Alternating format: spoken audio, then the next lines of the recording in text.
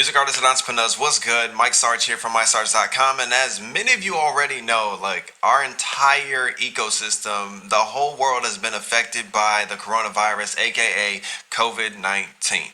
But one of the things we definitely need to discuss is how this is affecting the music scene as a whole, how this is affecting the everyday artist, the singer, the vocalist, the musician, the band member, the producer, and the rapper. And today, we need to talk about it. And as always, we got to give a special shout out to the sponsors. If you want to learn more about them, be sure to check out the links in the description of this video.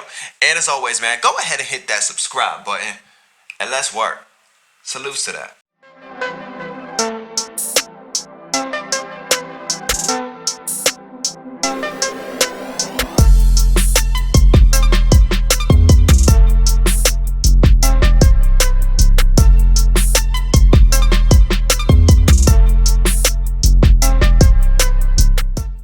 Alright, so let's keep it real, man. Let's keep it a buck. If there's one phrase that you guys have been hearing constantly over the past, let's say, month and a half, it's social distancing. Social distancing. Look, I'm not even going to get to the definition of it, but in short term, right, it's basically this.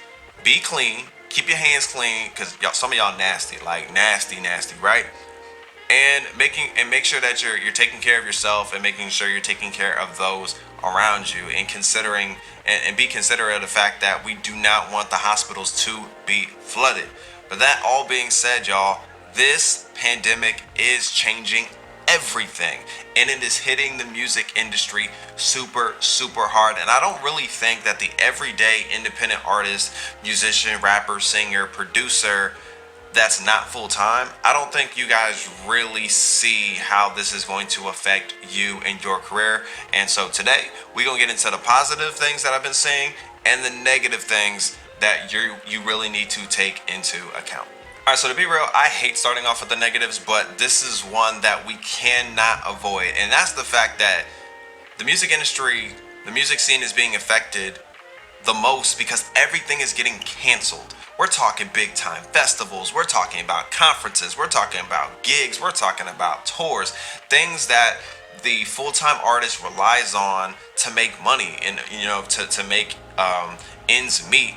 Everything is being just thrown out the window. Now, for me personally, how I knew that this was really gonna hit music hard is when South by Southwest. You guys have heard of it. Many of you have heard of it if you're heavy in the music scene, right? South by Southwest is one of the biggest music events in the United States. So when they announced that they were not going to have an event this year, that's when I knew, oh boy, this is wild. And listen, y'all, they've lost over $100 million.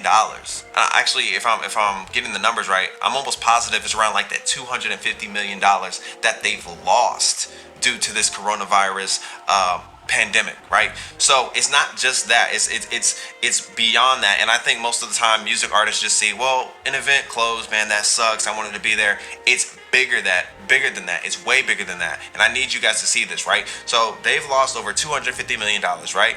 Well, who else is involved in this, right? If they lost over $250 million, guys, they had to lay off a third of their workforce. Tons of people without jobs now. Tons of people that probably have families. Tons of people that have bills, car notes, mortgages, things like that. They no longer have that job. Right? Let's go to the artists, right? For many artists, that's their big opportunity. For many of you guys, these festivals, these conferences, those were big time opportunities for you. I've had a couple that are definitely in jeopardy because of this, and two that have already lost over this, right? So those are opportunities that you're losing to build your following up even more.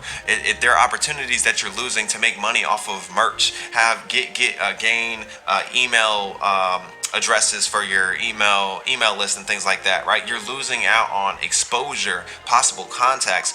All those things artists are losing. All right, let's keep going, right? And I'm sticking to just South by Southwest. There are tons of other events that got canceled, but I'm sticking to South by Southwest, right?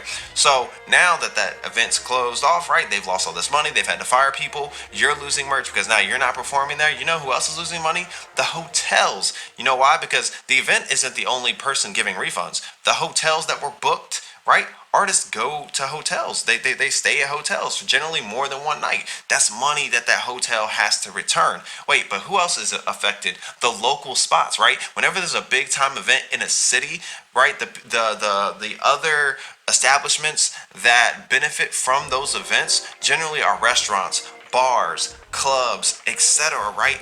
Because there's so many new people to the town. Well, now none of those establishments, none of those companies, none of those business owners, whether large or small, are getting an income. This affects literally everyone. And we're talking about music, right? What about the big time label artists, right? They're on contracts. They're on contracts and they have obligations that they have to meet. Well, now what happens when I just released an album, right? And I was supposed to be touring, but now that tour is now shut down because of this sickness. Spare change. Spare change, ma'am. Yeah. This is way bigger than just, oh, there's this little flu thing going on. No, this is huge, guys. So for me, like just off the jump, just off the cuff, that is a major thing. That's a major negative thing that I see that's affecting it. But all of it isn't bad. Like all of this is not bad, I promise. One thing that I definitely have seen since all of this has happened and everything's, been getting shut down, it's affected the indie artist pretty well in regards to social media is concerned, because now this has forced so many artists to be much more engaging than they usually are. I've been seeing left and right tons of artists, bands, producers, etc. start to live stream a lot more on their social media, on their Facebooks, on their Instagrams. Some are getting more involved on TikTok and Snapchat and Twitter and things like that, and it's been great. It is always great to see when artists are taking control of their career and they're getting engaged with people that support them. That is always a great thing. And I had to hit y'all with the but, unfortunately. That kind of led me to my next negative. And that's the fact that there are so many people that just depend on touring and gigging that they never even considered putting their music on streaming platforms like Spotify and Apple Music and all these other platforms that I've talked about. For those of you that watched the videos last week, I released 2 videos, and one of them was about the best digital platforms that you definitely need to be on. And if you missed that video, it's okay. I'm gonna have it at the top, so no worries. But you need to have your music. You need to have multiple streams of income if you're an artist, right? You never want to get in a situation where something like the coronavirus happens and now you can't perform anywhere. Or, Lord forbid, right? Let's say it's not even the coronavirus. What if you did what I did recently and you have a major injury and doctors are saying, hey, you don't need to go anywhere. You need to be on bed rest. You need to chill for a little bit. But now how are you going to make money if that was the only way that you were making income? For me, I'm okay because I make income in multiple ways for music. I mix and master. I make covers for people. Yes, I go out and perform, but I also have my stuff all over streaming platforms like Spotify and stuff like that. So there are multiple streams of income, and there are many of you that are talented and you just enjoy performing. You're like, Sarge, yeah, but I like performing and stuff like that, and that's where I make the most money. That's fine if that's where you make the most money, but that doesn't need to be the only place where you're making money. And to be real with y'all, I've had tons of friends that I've told in the past, like easily a year ago, 2 years ago, 3 years ago, you need to put something out on Spotify. You need to put something on SoundCloud. You need to put something out on Apple Music, Google Play, Amazon, Pandora, these places, because it'll be passive income for you, and it's a nice little pocket change if you're promoting it the right way. And let's be honest, man, many of them didn't listen, and now I have some pocket change that I can hold on to during this time, and they are trying to figure it out. And I don't want you guys to be in a position where you're trying to figure it out. So yes, it's a negative, but I don't even like to think of it as a negative. It's a wake-up call. It's a wake-up for artists to start getting serious. This is a digital age. This is a digital age where I saw a stat where digital output, as far as how much people are on their phones now and on their desktops and their laptops, have risen from 38 to 42%. Like, people are on it that much right now, and that's huge. That means that's all they're doing. They're just on YouTube 24/7. They're on listening to music 24/7. They're watching Netflix and all these other things. People are looking for things to do. So give them something to check out. Give them some new content to listen to. Like, allow them to hear your new beats. Allow them to listen to your story behind a particular song. Take them into the background, the behind the scenes of what you're doing.